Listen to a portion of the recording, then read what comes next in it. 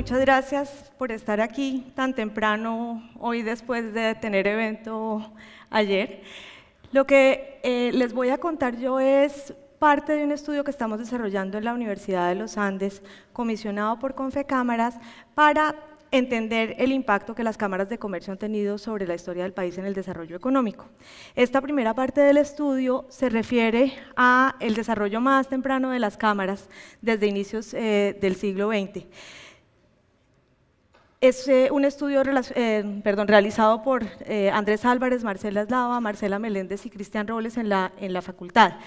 No sobra decir que, si bien este es un estudio comisionado por Confecámaras y realizado en la Universidad de los Andes, las opiniones que expresamos aquí son, por supuesto, de los autores y no comprometen a ninguna de las dos organizaciones. Este pedazo del estudio, en esencia, nos ha llevado a entender la presencia de las cámaras como un acompañante del desarrollo económico del país en el siglo XX. Y usamos la palabra acompañar para significar el hecho de que hay una relación de doble vía en que las cámaras se han convertido, o sea, son tanto expresión del desarrollo que ha venido ocurriendo como motor del desarrollo posterior. Por un lado, a lo largo del siglo XX fueron surgiendo cámaras en distintos lugares y allí donde surgieron fueron expresión de una dinámica de desarrollo que venía ocurriendo y que implicaba la necesidad de una organización empresarial, por un lado, para expresar las necesidades de los comerciantes en su inicio y de los empresarios después, pero además que implicaba la necesidad de asentar unas reglas del juego que no siempre eran claras, de asentar unas instituciones que no siempre estaban presentes y de, por ejemplo, ayudar al desarrollo de la infraestructura. Y eso… Gracias. Y eso motivó el desarrollo, el surgimiento de formas de organización, entre ellas las cámaras de comercio. Pero al mismo tiempo, allí donde las cámaras llegaron, se convirtieron en jalonadoras del desarrollo en muchas dimensiones. En particular, contribuyeron justamente al desarrollo de ese clima de negocios. En muchos casos, en esas etapas tempranas del desarrollo, se convirtieron en la presencia institucional en sus respectivas regiones. Y de otro lado, ayudaron a jalonar tanto el desarrollo de infraestructura como en muchos casos la construcción del tejido social. Déjenme, les voy a mostrar un poco de dónde sacamos esas conclusiones. De hecho, esto que les voy a mostrar es una herramienta que está ya en línea y que desarrollamos para poder mostrarles esta historia. Es una línea de tiempo que recoge un poco cómo fue que fue apareciendo la actividad cameral. Por supuesto, ustedes saben, la actividad cameral en Colombia data ya de 140 años atrás, pero para nosotros fue interesante ver cómo de hecho hay una prehistoria de esa actividad cameral. Y fue interesante para entender, porque es muy importante para entender, la razón de ser de las cámaras aún hoy en día y el papel muy importante que pueden seguir jugando hacia adelante en la medida en que esas condiciones sigan siendo prevalentes. Esa prehistoria se remonta a finales incluso del siglo XVIII. Cuando las reformas borbónicas buscaban modernizar las relaciones comerciales y liberalizar las relaciones comerciales, y efectivamente lograron un auge del comercio, pero ese auge del comercio reveló una serie de necesidades que no eran evidentes, la necesidad, por ejemplo, de la regulación de esas relaciones comerciales, del registro de esas relaciones comerciales para poder generar confianza detrás de ellas, de la posibilidad de arbitrar en conflictos comerciales. Y entonces, como respuesta a todas esas necesidades que se fueron haciendo evidentes, surgieron instituciones, en principio, desde el lado estatal, desde el lado público, como los juzgados de comercio, el primero de los cuales estuvo en Popayán, o los consulados de comercio, uno de los cuales estuvo justamente en esta ciudad. Esos consulados y juzgados prestaban justamente esa función, ayudar a arbitrar, ayudar a regular, emitir reglas de comercio y demás. Luego de la independencia, esas instituciones se van asentando y finalmente terminan en el surgimiento de un primer código de comercio que data de los 1850. Y en esa época se da la primera expresión, el primer predecesor de las cámaras de comercio, en el sentido de surgir la primera institución que aparece por iniciativa ya no pública sino privada para tratar de reunir estas necesidades y hacerlas evidentes. Y esa antecesora es la Junta de Comercio en 1855, que es la primera expresión de organización cameral. Y tenía unos propósitos muy claros. Por un lado, reunir, ser una organización gremial en el sentido de llevar el sentir de los comerciantes en esa época, llamar la atención de las autoridades sobre las necesidades, pero además muy en particular quería expresar necesidades en dos sentidos que además se han convertido en una permanente expresión de la actividad de las cámaras. Uno muy importante fue el de infraestructura, la necesidad de infraestructura de servicios públicos en Bogotá para poder tener un desarrollo empresarial exitoso. Era esa primera expresión. Muy pronto después empezaron a surgir cámaras de comercio en aquellos sitios donde el desarrollo económico ya venía siendo más dinámico. La primera de esas, muchos de ustedes lo tienen presente, fue la Cámara de Comercio de Bogotá, que surgió por iniciativa de los empresarios y quienes buscaban en buena parte modernizar las relaciones económicas, poder darle un respaldo organizacional a esas relaciones. Como les decía hace un momento, ayudar a desarrollar la infraestructura. Pero muy pronto después siguieron la Cámara de Comercio de Medellín en 1903, que también buscaba ayudar a desarrollar la infraestructura en su región, y cámaras como la de Cali, en 1900, abrí Manizales, como la de Cali en 1910, de nuevo alrededor de una iniciativa de infraestructura, acercar a la entrada al Pacífico con la construcción del ferrocarril, o la de Barranquilla, similarmente ligada a la intención de acercar al puerto existente en ese momento en Sabaneta, a partir de la construcción del necesario ferrocarril. Y también en esa época surgieron cámaras de comercio en Tunja, Pasto, Bucaramanga, Cúcuta, Manizales. Esta es la misma época en que además arranca el auge cafetero y el despegue industrial en el país. Y como expresión de esos auges de productos exportadores y de exportación y de ese desarrollo industrial, empezó a verse la necesidad en otras ciudades de organizar esa empresarialidad y formar una manera de agremiación. En particular, eso terminó en el surgimiento de cámaras alrededor de las rutas exportadoras. Honda, por ejemplo, Girardot, Neiva, se convirtieron en puntos de desarrollo alrededor del río Magdalena como posibilidad de llegar a la exportación. Cámaras como la de Armenia y Pereira surgieron alrededor del auge exportador cafetero. Y es esta la época en que además se consolida la modernización de instituciones económicas. Por un lado surge, por ejemplo, el Banco de la República alrededor de la idea de la misión Kemmerer. Pero en adición a eso, surgieron instituciones muy ligadas a las cámaras de comercio, tanto porque estas cámaras de comercio existentes se convirtieron en motivadoras de su surgimiento, como porque finalmente acabaron incluso administrándolas. Ese es el caso del registro empresarial. Las cámaras ya venían haciendo actividad registral, pero en 1931 se expide la ley que hace obligatorio el registro mercantil y que le entrega la administración del mismo a las cámaras allí donde existían, pero como ustedes vieron en el mapa, para ese momento la actividad cameral todavía no estaba bien difundida a través del territorio nacional, de manera que esa misma ley dejó en cabeza de los juzgados, allí donde no había presencia activa de las cámaras, esa actividad. Sin embargo, para 1940, como veremos en un momento, el surgimiento de nuevas cámaras y demás, implicó que ya había por lo menos una cámara en cada departamento del país, de manera tal que para 1940 se entregó por completo la actividad de administración del registro a las cámaras de comercio y se hizo explícito que en cada departamento el gobernador podía definir qué cámara se iba a encargar de esa actividad. Esta época es aquella en que empiezan a surgir cámaras en otras ciudades menos tradicionalmente ligadas al desarrollo, pero donde el auge industrial empezó a hacerse evidente. Es, por ejemplo, el caso de Sogamoso, donde la actividad industrial se empezó a desarrollar de manera muy importante, y otras ciudades en que algo similar sucedió.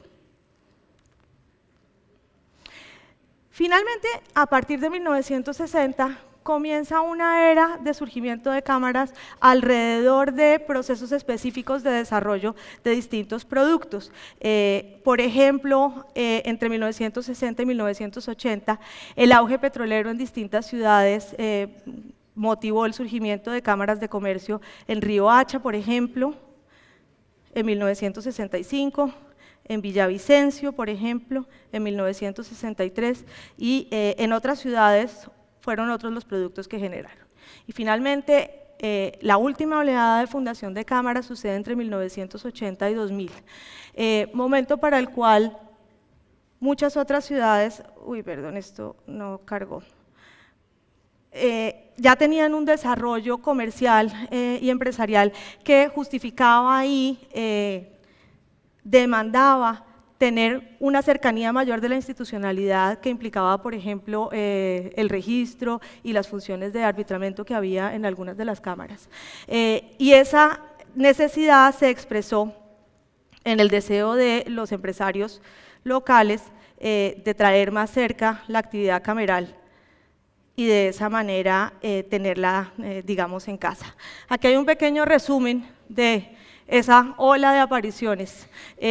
Como ustedes ven, los distintos pines tienen distintos colores para las distintas épocas y nos muestran cómo fue que se fue poblando el territorio nacional de cámaras, cada una de esas apareciendo, como les dije, en lugares donde la actividad económica se fue desarrollando. Es en ese sentido entonces que decimos que las cámaras son, por un lado, expresión del desarrollo donde vienen surgiendo. Ahora, la narrativa que recogimos alrededor de lo que fue sucediendo en esas ciudades a medida que aparecían las cámaras implica también algunos mecanismos que uno cree que llevarían al desarrollo posterior. Por ejemplo, como les dije, las cámaras cumplieron el papel de transmitir las necesidades del sector empresarial. Les mencioné el caso de Barranquilla, donde, por ejemplo, era súper importante la conexión al puerto y la cámara se convirtió en un jalonador, primero del ferrocarril que llevaría al puerto de Sabaneta y posteriormente del puerto mismo. Por otro lado, las cámaras aportaron a la gestación, al desarrollo, al diseño e incluso a la administración de la institucionalidad y por lo tanto acercaron la institucionalidad formal a la actividad empresarial. Ese es el caso del registro, como les mencioné. Y han servido también para convocar en sus respectivas regiones distintos actores, tanto del sector público como del sector privado, y a la comunidad alrededor de distintos proyectos. Los de los ferrocarriles y los puertos son casos emblemáticos en el siglo XX de ese hecho. Nos empezamos a preguntar entonces si podríamos recoger ese supuesto impacto que uno esperaría que las cámaras tuvieran al oír estas historias, al narrar estas historias y al pensar en las implicaciones que podrían tener. Nos empezamos a preguntar, decía, si uno puede recoger eso en algún tipo de indicador que de alguna manera resuma cuál es el impacto de las cámaras. Y entonces llegamos a las siguientes ideas que en realidad creo ilustran muy bien cómo es que las cámaras pueden acabar impactando el desarrollo.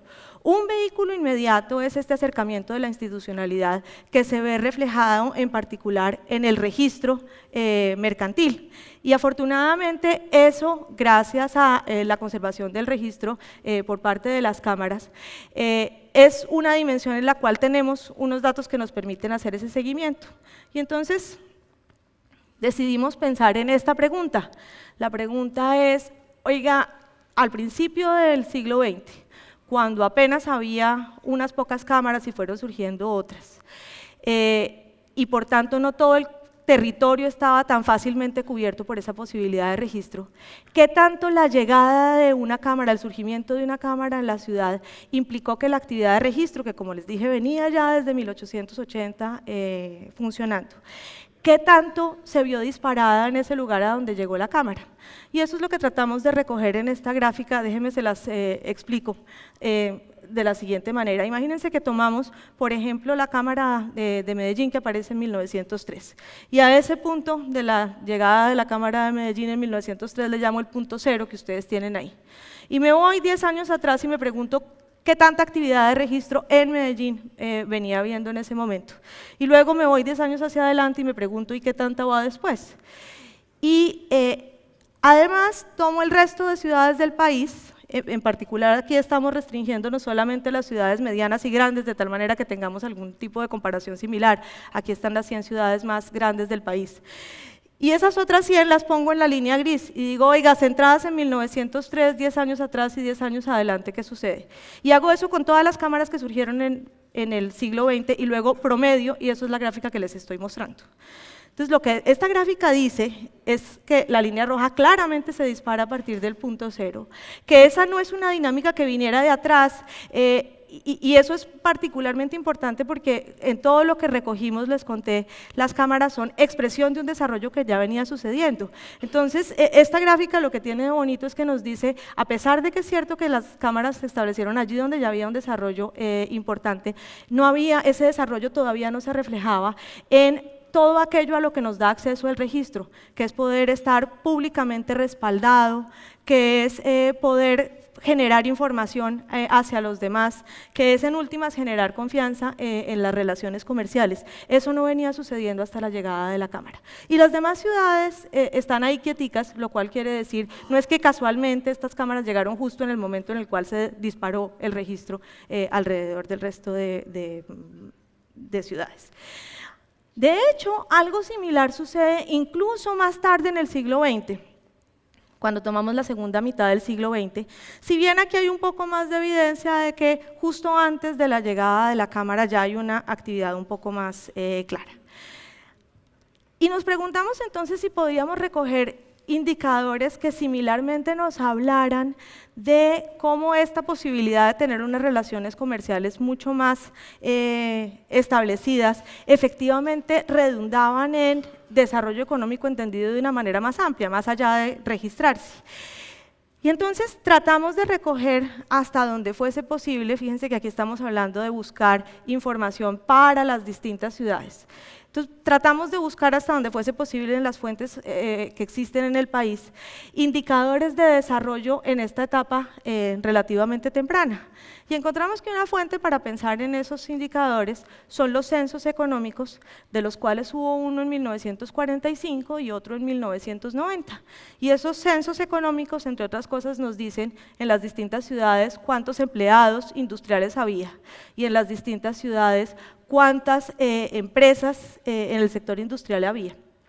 Y entonces lo que encontramos es que para tratar de mantener esa comparación de allí donde llegaron las cámaras y allí donde no, el número de empleados industriales cuando no se inició una actividad cameral en la ciudad entre 1945 y 1990 creció de una manera muy importante, más que se duplicó, casi se triplicó. Pero allí donde sí llegó una actividad cameral que tuvo inicio, vemos que ese efecto fue claramente muchísimo mayor. El crecimiento entre el 90 y el 45 son 38.7 empleados industriales más por cada 1000 habitantes, o si lo quieren pensar de una manera distinta, en lugar de duplicarse, casi triplicarse, se multiplicó por un poco más de 6 el número de empleados industriales allí donde se inició una actividad cameral. Y algo similar sucede en términos de creación de establecimientos industriales, mientras que creció 26.5 establecimientos por 1000 habitantes en una ciudad típica, mediana o grande, donde no se inició actividad cameral. Ese número es 41.3, allí donde sí se inició una actividad cameral, es decir, 14.8 establecimientos más por cada 1000 habitantes.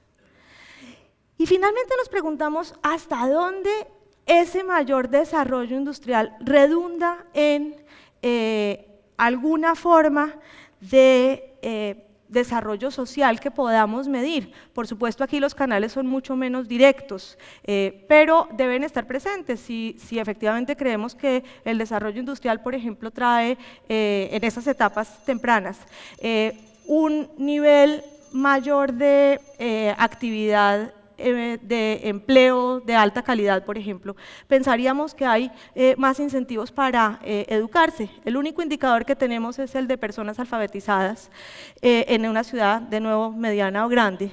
Y entonces lo que encontramos es que allí donde se inició actividad cameral hubo un crecimiento de 66 por cada 100 habitantes, mientras que donde no se inició son 62 por cada 100 habitantes, personas alfabetizadas. Eso es una ganancia de 4 puntos porcentuales en la tasa de alfabetismo más entre 1912 y 1973, que es una ganancia muy importante. Entonces vuelvo a aquello con lo que comencé, este recuento de la historia de las cámaras, que es una parte fundamental de la historia económica del país. Nos muestra cómo las cámaras fueron apareciendo tanto como consecuencia del mayor desarrollo, como finalmente convirtiéndose en generadoras de mayor desarrollo a través de estos distintos canales. Nosotros esperamos poder tener a disposición de ustedes esta parte del estudio y también la parte del estudio que mira los estudios de caso más modernos para poder entender dónde estamos parados hoy en términos de contribución de las cámaras de comercio al desarrollo local muy pronto. Muchas gracias.